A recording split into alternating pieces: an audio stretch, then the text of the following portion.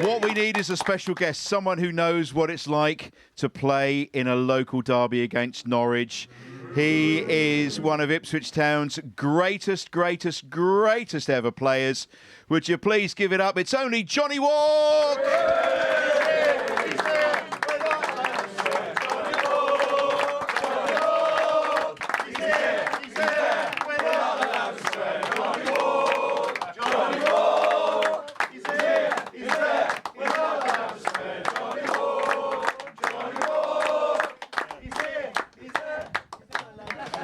We like that. We like that very much.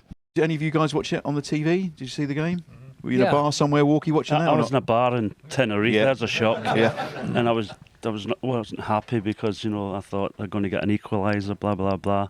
But in the end, when we won the game, then I heard all the other results. I thought, what a week, I'm going to have another drink. And it was... What did you make of it, Walkie? Yeah, very similar.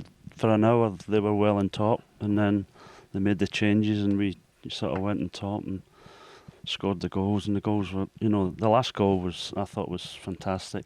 I don't know if he meant it. Firstly, his left foot, and he got caught again, and then I thought, what is he going to do now? And he's toe punted it with his right foot. Have you ever done that? Toe punted it with your right foot and it's gone in the net? Yeah. No, I thought your answer was going to be no, everything was all clean cut and perfect. Yeah. We'll come to that in a moment. So I just want to stick with that game on Monday night for one more moment and talk about the crowd and the energy and the noise and the roar of that crowd was just unbelievable, wasn't it?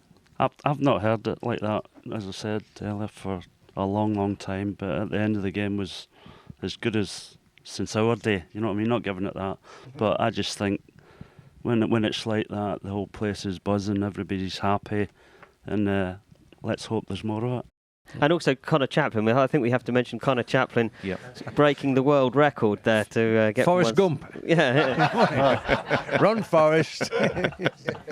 Let's talk about you, Walkie. We've waited all season to get you on this big sofa. Great to see you. Cheers. How did you arrive at Portman Road? I arrived by bus. Okay. And it was from Glasgow. Did you pay for it at all? No, it wasn't a gift or something. Someone pay your fare or something? No, I paid. That shows you how tight they were as well. Yeah. No, serious, and I got a bus from Glasgow, and it took 12 hours to get to Ipswich, and I thought... Then when I got here, I thought, do I need a passport? Because it was that long. Well, at the time, though, were you having, not trials, but did you train with Celtic at the time? What? When you were younger? Did you not do that? Did you not do that? I would never be allowed to even go near Celtic. Oh, okay. Well, we cleared that one up anyway. And so who were you up against on the Leeds team then? It was Joe Jordan and Alan Clark.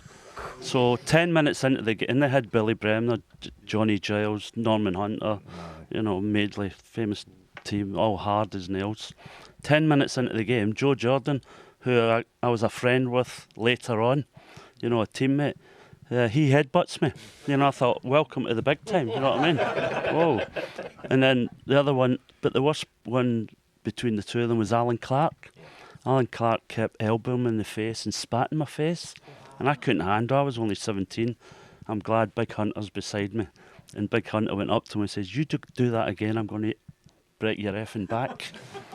Never seen him again. Never seen him for the whole game. We ended up winning the game, and it was I couldn't believe it. Yeah, Big Al was quite an enforcer, wasn't he? Oh, my God. Even when I see him all the time now, when he shakes my hand, it's still sore. You know what I mean? For days. Do you know what Jock Stein, his man, he used to say to me? Johnny Wark was only decent in both boxes. That's what he said in a team talk once. Yeah. And I says, yeah, you're probably right. Yeah. But then I tell people, I still thought that game, 9-0, I was man of the match. That was Martin Andy Cole, he scored 5. So, and what did Geddy say to you as you were coming off the pitch at half time, David Geddes? In the final? At half time? Yeah. Well, did he not say to you, if you're going to shoot, he says, try not to hit the white bits? Did he? If I knew that, I'd have knocked him out. Did he? And then you hit the post and bar in the second half. Well, basically, a few other players, other ex-players come up to the room and we just, drinking till, I don't know, 4 or 5 in the morning. I was all right. The next day, I was fine. And as I say, we got up, and I says to Paul, we better go and sort the bill out. You know what I mean? And I says to Paul, we go down to the reception. I said, much you got? He went, I've got a £5. And I went, oh, luckily I've got a £10. So I says, have you got the bill for room 324? And it was 650 quid. So I'm going, me and Paul were looking at each other going, what are we doing to it? And John Cobble walks in. Johnny, you got a problem? I went, problem? Yeah, the bill's 6. He went, leave it with me, son. He just went like that, and he went, it must have been a hell of a night. Brilliant. That was at the Hilton the next day. But the fantastic football club. Who were the players around you in Liverpool? They're all Douglas, Hansen, Souness, you know what I mean, Rush, you know what I mean, Ronnie Whelan, Phil Neal, Alan Kennedy. And we'd one mad goalkeeper called Bruce Grobler. He was a fruitcake. I remember we were playing a game and the left winger was taking on the right back at the halfway line. Took him on, next minute Bruce tackles him. We're going, what are you doing out there? He says, I was bored, had nothing to do. He went and tackled somebody at the halfway line. Mad, wasn't he? He's mad. Mad. Well, which brings me to Russell. Do you want to mention the escape to victory story, or Walkie? Do you want to tell us about that? I'll tell you about it. Go on then. Go on then. What? Just about. I've got a few things. You whatever you want. Well, firstly, when we sort of negotiated our trip, we thought we're going to get some money for being in this movie, but Bobby Robson just said, this is what you're getting, blah, blah, blah. So we thought we're just going to go there and play football and that's it. We didn't realise we're in all the scenes and whatever, or speaking parts. So once we were there, we knew we were there for a few weeks and we were in everything. And the boys go to me, says, Warky, can you try and see if we get more money or royalties? I went, I'm your man. So I went to see the main producer or whoever it was. Freddie Fields. Yeah, Freddie Fields. Went to his hotel and I says, I'm speaking on behalf of Ipswich Town. I think we should have more money or royalties, or we're seriously thinking of leaving. And his exact words were, F off. Then we did have, as I say, lines in the movie, and I had 2 lines in the movie. One was, I'll take the top bunk. The other one was, it's better than playing for Manchester. That's the one I liked.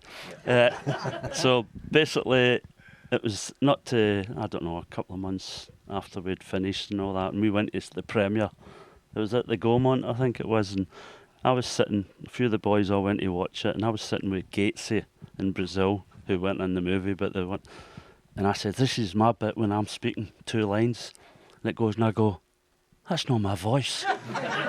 So right away, so I had 2 lines, I was dubbed. So that's my claim to fame.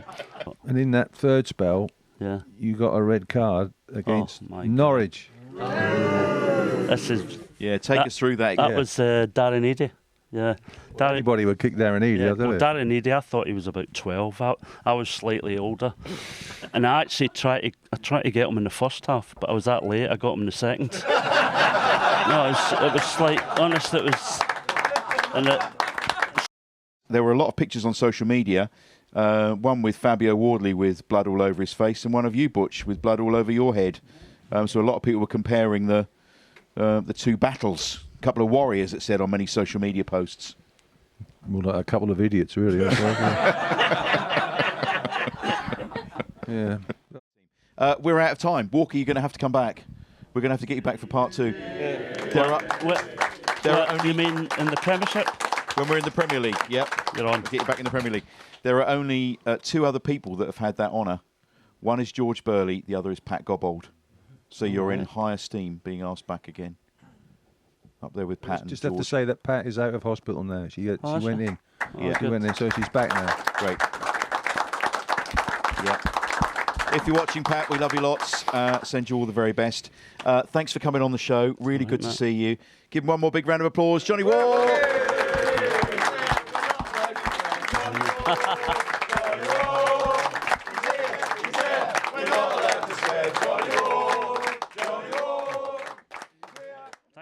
Thank you.